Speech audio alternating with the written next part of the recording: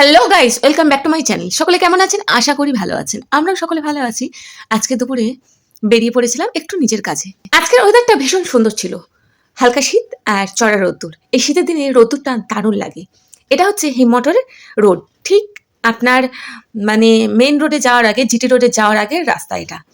তো আমি সেখান থেকে আমার মেহেন্দি ক্লাসে যাচ্ছিলাম। আমি মেহেন্দি শেখাই। তো যারা কন্ট্যাক্ট করতে চাও তারা অবশ্যই আমাকে পিং করবে।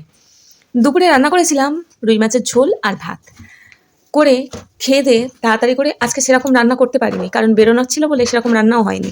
সত্যি বলতে অনেক কিছু রান্না করতে অনেকটা সময় দরকার, আর এই শীতে প্রোটিনযুক্ত একটু কিছু খাবার হলেই হয়ে গেল। সেই জন্য রুই মাছের ঝোল আর ভাত করেছিলাম। তারপর তাড়াহুড়ো করে খেয়ে দিয়ে বেরিয়ে গিয়েছিলাম মেহেন্দির ক্লাসে।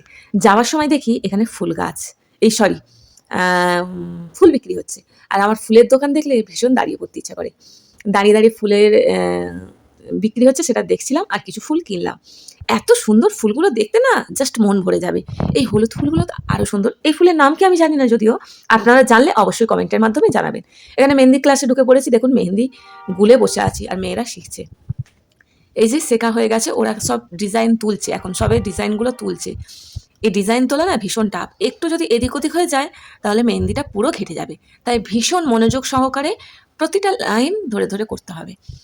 আর সূক্ষ্ম কাজ তো অনেক মনোযোগ দিতে হবে। তবে মেয়েরা অনেক কিছু শিখে গেছে, ওদের একাগ্রতাটা ভীষণ। আর ডিজাইনটা কেমন হয়েছে অবশ্যই কমেন্টের মাধ্যমে জানাবেন। ভালো লাগলে একটা লাইক কমেন্ট শেয়ার অবশ্যই করবেন। সকলে ভালো থাকুন, সুস্থ থাকুন, আর আজকের মতো এখানেই শেষ। টাটা।